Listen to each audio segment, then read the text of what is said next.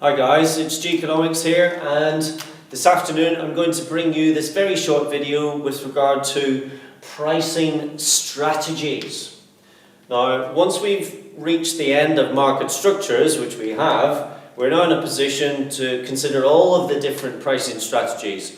And this is something which you may be asked on a multiple choice style paper. Not something you're going to get a lot of questions on, but certainly if you're going to be able to interpret market structures diagrams well, you need to know all of these things.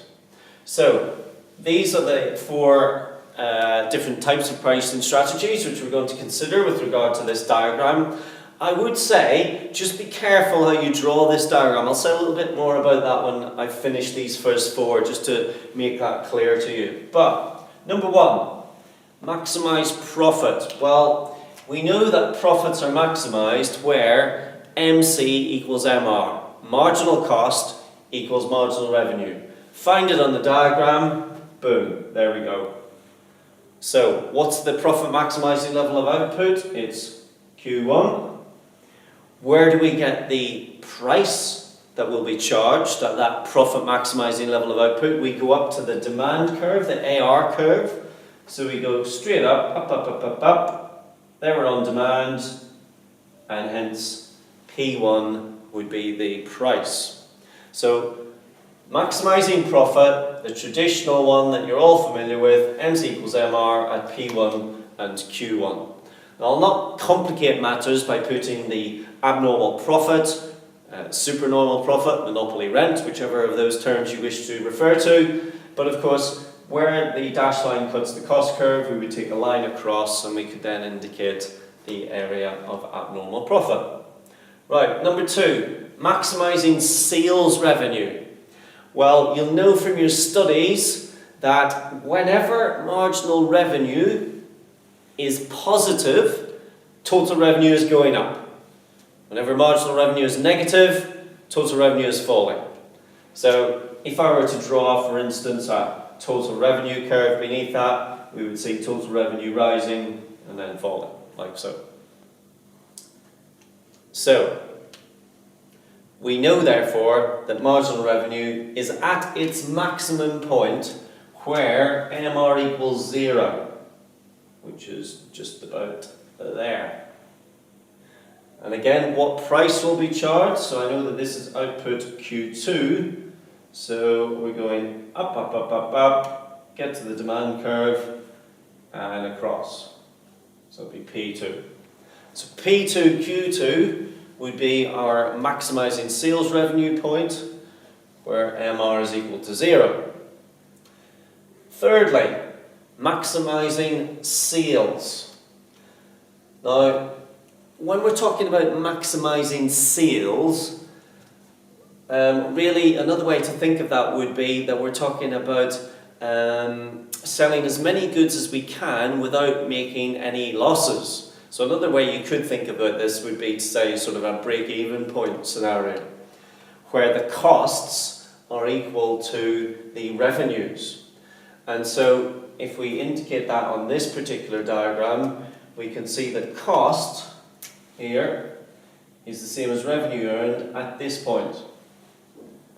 And if we take that across, that will give us P3 at Q3. So that would be our maximizing levels of sales, levels of output. And then finally, allocatively efficient level of output is at the point where P is equal to MC. Now you can see that P is equal to MC. This is the one that you're familiar with from perfect competition, where the MC curve cuts the demand curve, or where supply equals demand. So it's there, and so that would be P4. That would be Q4, that's P4. So those are your fairly typical sort of pricing strategy points that you might be asked to refer to in a multiple choice question. Probably not going to get anything more than that with regard to that sort of diagram. But as I said at the beginning, interesting, when you're drawing this diagram, do make sure that you sort of go in from maximize profit, then maximize revenue, then maximise efficiency, then maximise sales. That's the sort of order, for reasons which I'll not get into here, but that's the sort of order that you wish to see those appearing on that diagram. Okay, so let's then turn our attentions to other objectives of firms which are not necessarily to do with price. And they are here in no particular order, so I'll just very quickly run through these. So number 5, to maximise your market share. So companies, of course, wish to maximise market share. We only need to look at the ongoing investigation by the Competition Authority, the CMA, Competition and Markets Authority at the moment in the UK, with regard to Sainsbury and Asda coming together to give them a market share in the supermarket industry of over 30%. So market share is something which is very important, obviously to grow customers, to grow revenues, to grow sales, to grow, all of these things. 6, to behave ethically. It's not mentioned in your textbook, but I think it should be. Maybe when we get a rewrite of the textbook in the future it will be. But surely nowadays there should be an onus on some companies to behave, all companies to behave ethically. And surely we as consumers shouldn't be buying from unethical companies. We've just seen in the last 2 weeks, one of the big consultancy firms, I'll not name it because I'm not 100% sure exactly which one it is between two, I can't remember, but it was fined millions of pounds for the unethical way in which it went about auditing a particular company. So business ethics, doing the right thing, not just always looking out for shareholder value, in other words, returning a profit to the shares. Surely there's more to the contribution of a company to the society than that. But anyway, we digress. But it's a worthwhile point, I think. Number 7, corporate social responsibility, CSR. All companies now are engaged in CSR activities.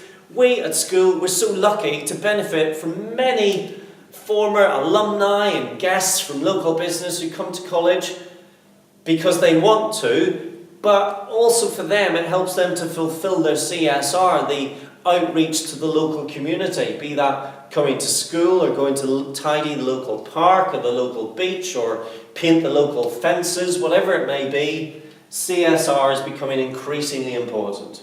Giving a bit back. Number 8, maximising utility. Some people, ladies and gentlemen, get a kick of having lots of subordinates and lots of people to order around. Now, I'm not like that, of course. I just order myself around and that's it. But some people, it gives them a feeling of self-worth. If they can grow their department, so if you're thinking, of a bank or something, they may wish to grow their department so it's bigger than everybody else's, and that might give them a certain amount of utility and satisfaction as a consequence. Now, that's not to say that they'll be efficient, and of course many public sector organisations indeed, which develop into these large behemoths, they are very inefficient, and as you know we call that ex-inefficient. Number 8, sorry, we've done number 8. Number 9, which we talked about briefly when we talked about shareholder or stakeholder value. Shareholder returns. Shareholders give money to firms and buy shares primarily not because they want to lend them money, although of course when they buy the shares and the stock they are lending them money in effect, but because they want a return. And they need to be kept sweet in many respects. And so they want to see a return on their investment. So that's known as profit satisficing, where you return an investment to the shareholder with interest. So you return their capital investment and you also give them some more in return. Now, that can lead to problems, primarily the principal agent problem, whereby the shareholders are always going after profit, but your manager might want revenue. Now, the shareholder is the principal, and they appoint agents to work on their behalf. So you might have a marketing manager working on behalf of shareholders. Well, the marketing manager might say, well, we don't want to maximise profit, we want to maximise revenue. And so when you get this divorce of ownership from shareholders to the day-to-day control, the managers, then that can lead to conflict, and that's known as the principal-agent problem.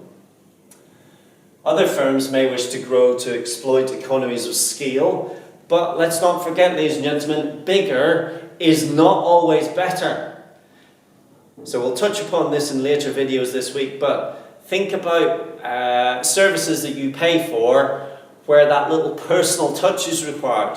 Hairdressing, dentists, estate agents, all of those things require that little personal touch. Now, when a firm grows and grows and grows, the ability to deliver the personal touch diminishes. So it's not always appropriate for firms to get bigger. Similarly, it's not always possible for firms to operate in scale. So, and those of you who watch Dragon's Den, you'll often see this, that the dragons like the idea, but they're thinking, well, how can we scale this up and how can I get substantial return? So things like dog grooming, for example, you can't sort of have en masse warehousing of dog grooming. That's a very personal sort of touch again. So bigger is not always better. And then finally, building a brand. Now some companies become so successful at this, as one of my students was saying earlier, if you think about Apple, such a successful brand that they really no longer need to advertise. So they build their brand, and then when they want to release a new iPhone, they just say, oh, hi everyone, the new iPhone X is coming out. And they don't really need to do a lot more marketing and advertising because everybody's a fan anyway. And that, ladies and gentlemen, a change of lessons here brings us a proof.